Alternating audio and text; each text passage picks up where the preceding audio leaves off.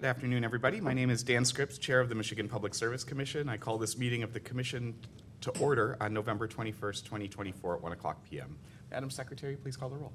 Chair Scripps. Present. Commissioner Peritick. Present. Commissioner Carrion. Present. Mr. Chair, you have a quorum. Thank you, Madam Chair. Madam Secretary. Today's meeting is being held in person at the Commission's office at 7109 West Saginaw Highway in Lansing, Michigan. We are also hosting this meeting remotely using Microsoft Teams. Telephone relay service is available through the phone option. If you are participating via Microsoft Teams, you may also turn on the live captions by clicking on the More button at the top right of your Teams window, then clicking on Language and Speech from the drop-down menu, and finally clicking on Turn on Live Captions. As indicated in the notice for today's meeting, if we lose the remote connection, the Commission will not recess, though the meeting will be recorded and available for future reference on the Commission's website. In addition, the Commissioners can receive comments via lara-mpsc-commissioners2@michigan.gov, and for reference, this email is also included in today's meeting notice. We will have an opportunity, as always, for the public to make comments as provided in the agenda. A few notes about this. Comments are limited to 3 minutes and 1 per person. If you would like to make verbal comments, you must do so in person or remotely through Microsoft Teams or by calling into the meeting by phone. For individuals attending in person and who want to make a verbal comment, please fill out a comment card like this. They are available at the front table near the podium. For individuals participating remotely by Microsoft Teams and who want to make a verbal comment, you may click on the Raise Hand button at any time to be queued up for comment. For individuals participating remotely by phone and who want to make a verbal comment, you may press *5 at any time to be queued up for comment. And those public commenters on both Microsoft Teams and on the phone are added to the same speaker queue and will be called upon in the order that they enter the speaker queue. Please do not lower your hand or press *5 again, or you'll be removed from the queue and lose your place in line. And finally, to minimize disruptions, attendees participating by Microsoft Teams or by phone will be muted until we reach the time for public comment. The first order of business is approval of the agenda for today's meeting. I move for the approval of the agenda for today's commission meeting. I second the motion. Is there any discussion? We will now have a vote on the motion to approve today's agenda. All those in favor of the motion say aye. Aye. Aye. Aye. Any opposed? The motion carries by a unanimous vote. The agenda is approved. The next item of business on the agenda is approval of the minutes from the November 7, 2024 Commission meeting. I move for the approval of the minutes from the November 7, 2024 commission meeting. I second the motion. Is there any discussion?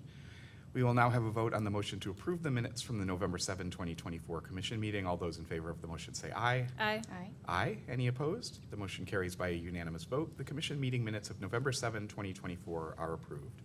The next item of business on the agenda is the approval of orders and minute actions on the consent agenda. And today, the Commission is assisted by Staff Attorney Shannon Wambaugh. I recognize Ms. Wambaugh. Good afternoon. Today's consent agenda consists of 4 communications matters and 6 electric matters. The proposed orders and minute actions for these matters have been thoroughly vetted by the Commission's technical and legal staff and are ready for your approval. Thank you, Ms. Wamba. I move for the approval of the orders and minute actions on the consent agenda. I second the motion. Is there any discussion? We will now have a vote on the motion to approve the orders and minute actions on the consent agenda. All those in favor of the motion say aye. Aye. Aye. Aye. Any opposed? The motion carries by a unanimous vote. The orders and minute actions on the consent agenda are approved. I recognize Ms. Wambaugh. Thank you. Item 4A1 is case number U-20962, which involves an application filed by Thumb Electric Cooperative of Michigan, DBA Tech Fiber, to expand its eligible telecommunications carrier designation. The order before you approves the application. I move for the approval of the order in case number U-20962. I second the motion. Is there any discussion? We will now have a vote on the motion to approve the order. All those in favor of the motion say aye. Aye. Aye. Aye. Any opposed? The motion carries by a unanimous vote. The order in case number U-20962 is approved. I recognize Ms. Wambaugh. Item 4B1 is case number U-18150, which involves a motion filed by DTE Electric Company requesting approval for an extension of time to file its next depreciation case. The order before you grants the motion. I move for the approval of the order in case number U-18150. I second the motion. Is there any discussion? We will now have a vote on the motion to approve the order. All those in favor of the motion say aye. Aye. Aye. Aye. Any opposed? The motion carries by a unanimous vote. The order in case number U-18150 is approved. I recognize Ms. Wambaugh. Item 4B2 is case number U-20898, which involves the establishment on the Commission's own motion of the New Technologies and Business Models Work Group. The order before you extends the deadline for producing a spreadsheet-based tool or other open source tool for use with benefit cost analysis. Thank you, Ms. Wambaugh. I move for the approval of the order in case number U-20898. I second the motion. Is there any discussion? Yeah, thanks, Chair. I would just briefly like to thank the staff for their diligence in their work in developing this tool for benefit cost analysis. Spending the time now to create a robust and comprehensive spreadsheet-based or open source tool will result in something that will be transparent and accessible for evaluating pilots. As part of this tool development, there will be an opportunity for interested parties to participate and offer thoughts and ideas on how to create the best result. More information on how to participate will be forthcoming on our website, and I'm really looking forward to seeing the results when it's complete. Thank you, Commissioner Pertic. Is there any additional discussion? We will now have a vote on the motion to approve the order. All those in favor of the motion say aye. Aye. Aye. Aye. Any opposed? The motion carries by a unanimous vote. The order in case number U-20898 is approved. I recognize Ms. Wambaugh. Item 4B3 is case number U-21090, which involves an application filed by Consumers Energy Company requesting ex parte approval of a power purchase agreement with Voyager Energy Storage LLC. The order before you approves the application. I move for the approval of the order in case number U-21090. I second the motion. Is there any discussion? We will now have a vote on the motion to approve the order. All those in favor of the motion say aye. Aye. Aye. Aye. Any opposed? The motion carries by a unanimous vote. The order in case number U-21090 is approved. I recognize Ms. Wambaugh. Item 4B4 is case number U-21338, which involves an application filed by DTE Electric Company for approval of new securitization charges for the period of December 2024 through November 2025. The order before you approves the application. I move for the approval of the order in case number U-21338. I second the motion. Is there any discussion? We will now have a vote on the motion to approve the order. All those in favor of the motion say aye. Aye. Aye. Aye. Any opposed? The motion carries by a unanimous vote. The order in case number U-21338 is approved. I recognize Ms. Wambaugh. Item 4B5 is case number U-21479, which involves an application for approval of interconnection procedures filed by Upper Michigan Energy Resources Corporation pursuant to Michigan Administrative Code R460.920. The order before you approves interconnection procedures, forms, and agreements for Upper Michigan Energy Resources Corporation. Thank you, Ms. Wambaugh. I move for the approval of the order in case number U-21479. I second the motion. Is there any discussion? We will now have a vote on the motion to approve the order. All those in favor of the motion say aye. Aye. Aye. Aye. Any opposed? The motion carries by a unanimous vote. The order in case number U-21479 is approved. I recognize Ms. Wambaugh. Item 4B6 is case number U-21572, which involves a matter on the Commission's own motion to report on the unique conditions influencing electric generation, transmission, and demand in Michigan's Upper Peninsula to fully comply with Public Act 235 of 2023. The order before you waives the requirement for the Commission staff to file a report in this docket as directed in the February 8th, 2024 order. I move for the approval of the order in case number U-21572. I second the motion. Is there any discussion? We will now have a vote on the motion to approve the order. All those in favor of the motion say aye. Aye. Aye. Aye. Any opposed? The motion carries by a unanimous vote. The order in case number U-21572 is approved. I recognize Ms. Wambaugh. Item 4B7 is case number U-21809, which involves a motion filed by Upper Peninsula Power Company requesting an extension for the filing of its integrated resource plan under MCL 460.6T. The order before you grants the motion. I move for the approval of the order in case number U-21809. I second the motion. Is there any discussion? We will now have a vote on the motion to approve the order. All those in favor of the motion say aye. Aye. Aye. Aye. Any opposed? The motion carries by a unanimous vote. The order in case number U-21809 is approved. I recognize Ms. Wambaugh. Item 4B8 is case number U-21814, which involves a motion filed by Northern States Power Company requesting an extension for the filing of its multi-state integrated resource plan under MCL 460.6T. The order before you grants the motion. I move for the approval of the order in case number U-21814. I second the motion. Is there any discussion? We will now have a vote on the motion to approve the order. All those in favor of the motion say aye. Aye. Aye. Aye. Any opposed? Motion carries by a unanimous vote. The order in case number U-21814 is approved. We've now reached the time reserved for members of the public to address the commission. As mentioned in the notice for today's meeting, we will take public comments in the following order. First from individuals attending in person, and then from individuals participating remotely, either through Microsoft Teams or the phone, who have entered the speaker queue. As a reminder, this public comment period is for commissioners to listen to comments and concerns and not to answer specific questions.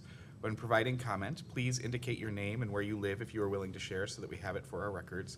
And again, please limit comments to one per person and keep them brief, no longer than 3 minutes. We do have one comment card today from Steve Colby, and would invite Mr. Colby to the microphone. It's nice to have you here. Thanks, sir.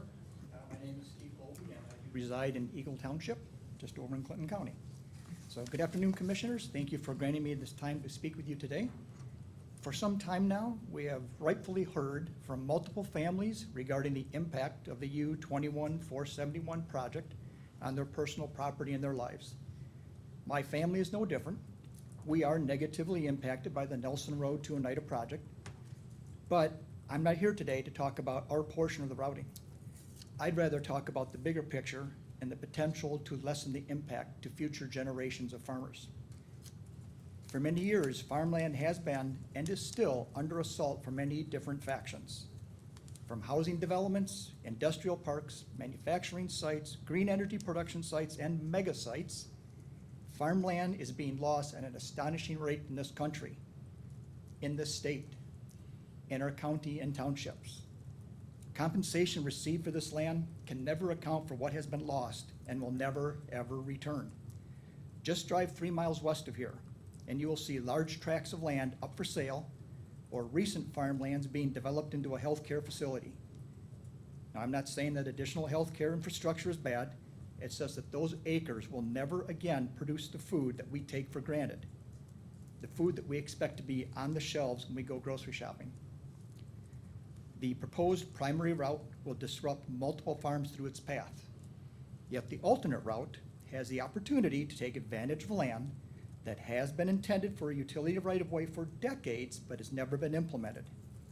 The owners of that right-of-way had the foresight to acquire the property years ago while the acquisition was easier. They planned ahead for the future as opposed to reacting to the current. Now is the time for that intended usage of this land to be utilized and to reduce the impact to our local agricultural community. Many miles of this right-of-way on the alternate route can contribute greatly to the Nelson Road to Oneida project and make a significant reduction to the amount of farmland that will be lost forever. Last week, I had the opportunity to drive to Mankato, Minnesota and back. As I traveled through lower Wisconsin and Minnesota, I observed how greatly their transmission lines were integrated into their existing right-of-ways, whether it be the roadways or the rail lines. It allowed for the installation of the transmission lines, but it significantly reduced the impact of the local families. It's my understanding that there's a policy out west of buy the farm, whereas utilities cannot just lease or purchase a small amount of acreage where the lines will pass, but rather if the landowner desires, the utility needs to buy the entire parcel of land over which they wish to intrude. This indeed does drive up the cost of land acquisition, but does provide better protection for the landowners in an area where agriculture is still very respected and desired. Perhaps Michigan could consider adopting a similar statute for the future. Chairman Scripps, back in 2007, you worked for the Leelanau Conservancy. Your responsibility then was to develop new approaches to protect farmland in the peninsula. You worked hard to find innovative ways to protect threatened working farms. I ask for your help to continue that valuable approach to protect our farmland by choosing portions of the alternate route already intended for this purpose and to help protect our farmland in this region. Thank you for your time. Thank you, Mr. Colby. And my colleague from the Minnesota Commission, Commissioner Joe Sullivan, will be thrilled to hear that Mankato got a shout out in our commission meeting today. It's his hometown, so Very nice town. appreciate you being here. Are there others who wish to provide public comment today? Okay, we will turn to the virtual options. We have 3 that are queued up at this point. One, I think I only have your initials, KS, and then D Woods, you're on deck. Hi, it's Carol Sanborn. Hi. I'm talking about the U21471 ITC Nelson Road to Oneida transmission line. I've spoken before many times. Just want to remind you that ITC is breaking the Public Act 30 by not having 2 routes. By my neighbor's house, Celine, it goes down to 1 route. I'm begging you to please require them to go through the state land to the east where the alternate route is, or ends actually. In that way, it avoids taking our private land. I feel like ITC has very poor planning, as I recently read an article about the solar branch solar project, and they knew that project was there and they still didn't reroute around it. So they're wasting a lot of taxpayer and ratepayer money by not routing around places and by taking long curvature routes that aren't needed. That's about all I have to say today. Thank you. Thank you, Ms. Sanborn. Appreciate you being with us today. Up next, we have D Woods, and then the third person, the last 4 numbers on your telephone are 9575. So you'll be up after Ms. Woods.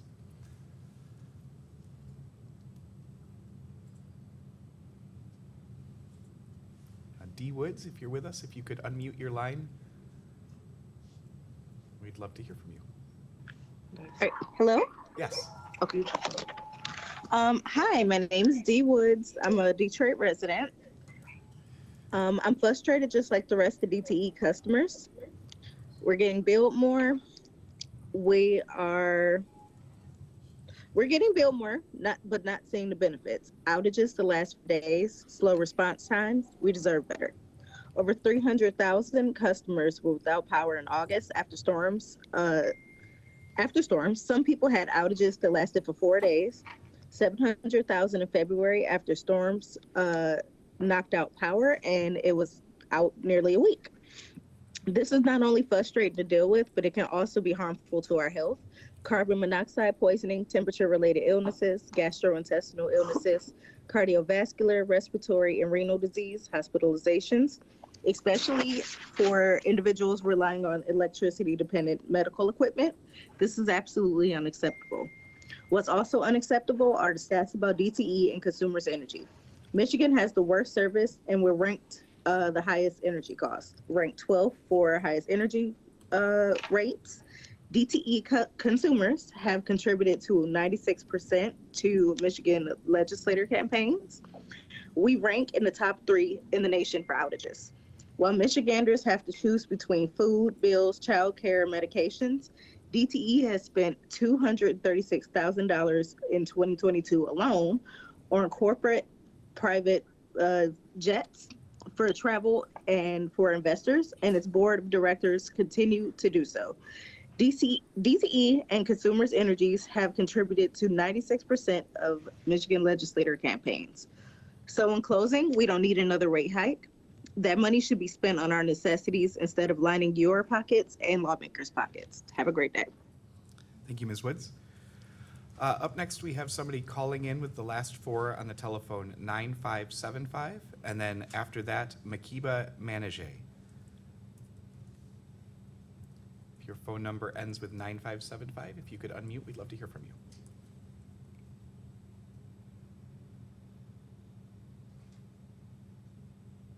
Good afternoon, Chair Scripps. Can you hear me? I can, yes. Wonderful. My name is Catherine Leonard. This comment is in regard to my MPSC case regarding the state agency's low-income SEMCO EWR installation program. I'm a senior citizen of Michigan. Today it's snowing. I have no heat or warm clothing as a result of program activities in my home. SEMCO EWR low-income program contractors came to my house to install insulation on December 29th, 2023. This state-sanctioned program uses cellulose insulation that contains non-disclosed toxic chemicals that are concealed from the public, yet marketed as green, non-toxic, and eco-friendly. No paperwork or contracts were provided. My HVAC system was breached, forcing insulation into the system that heated, cooked, pulverized, and vaporized when it went through the high heat exchangers of the furnace. Heating of chemicals contained in the insulation created a chemical process releasing additional toxic chemicals that were blasted through my HVAC system that continues to this day if the HVAC emanation throughout my house and its contents. Despite repeated pleas for help, SEMCO's EWR manager gave an embarrassing response of partial remediation, a gross dismissal of the severity of the disaster they created that has rendered my house unlivable. This response from SEMCO and purported input from EWR was cited by the MPSC's Ms. McKay in an email to me on October 2nd, 2024. She closed the case. There's a serious conflict of interest as the SEMCO EWR manager responsible for the letter Ms. McKay cited sits on your MPSC Low Income Energy Policy Board. Apparently, MPSC staff has not read or fully assessed the details of my complaint and comprehensive report. Remote armchair science is not a substitute for meaningful scientific in situ. It appears that the MPSC relies on staff unaware of EWR disasters in the field that are being hidden by your policy board that make a mockery of the MPSC mission, vision, and values in serving the public. I am a Michigan senior citizen living alone, an elderly parent caregiver. I've been left twisting in the wind with no heat or warm clothes as a result of SEMCO low-income EWR activities on December 29th, 2023 in what was my home. In closing, MPSC state agencies, SEMCO and its contractors have accountability for this egregious disaster they created. An email with additional details and request to reopen the case will be sent to the commissioners, Governor Whitmer, and the AG's office within the next week. Thank you for this opportunity to address the board. Thank you, Ms. Leonard. And I just want to assure you that in addition to the commissioners who are here today, we also have representatives of our Customer Assistance Division, including the division director. So we will follow up on this issue. Up next, we have Makiba Manije and then Angelita Gonzalez. Hi, it's Makeba Manigat. I'm, excuse me, calling in to speak on the DTE proposed 10% rate hike and why the people of Detroit need you to vote no. Besides the fact that a 2% gas hike was just approved recently, DTE's CEO, Jerry Norcia, has a combined compensation package of $10 million last year. If DTE can afford that, then they don't need more money from their customers. They need to reallocate their revenue. Fixing and maintaining the grid should be paid for by DTE, not by its consumers. They made a $6 billion profit last year, but they're asking for $9 billion from us, which is insane because fixing the grid should be an expense within the company's budget. It should not be something that's done after they make almost that much in profits. Maybe instead of raising the hikes, they should manage their money properly. And why should we make more of our hard-earned money so that Jerry can keep making millions of dollars every year? Thank you, Ms. Manigat. Angelita Gonzalez and then Raymond Vincent.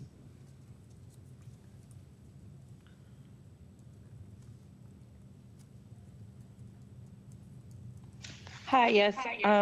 My name is Angelita Gonzalez, and I was just here to say that I do not support the rate hike, and I don't think that it should be happening. Thank you. Thank you, Ms. Gonzalez. And then Raymond Vincent.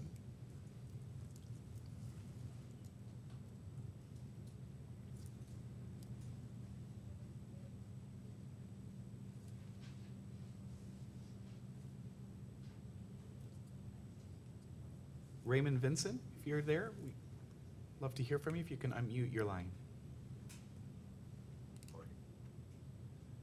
Yes, can you hear me? Yes, we can. Yes, how you doing? My name is Raymond Vincent, and being a customer of DTE for quite some time now, and the reason I wanted to come on here is to give my concerns with a 10% rate hike. I am a caregiver of my uncle who has stage 4 cancer, and it is very vital to people like myself and folks who dealt with outages in the last few months that we have better service. So my thing is that a 10% rate hike is beyond measurable. If you guys had a $6 billion profit last year, I think raising the rates will be not ideal for people like myself. And also, I think that's it. And I'm gonna leave it alone. Thank you, Mr. Vincent. Apologies for mispronouncing your name, and please know that our thoughts are with you and your uncle.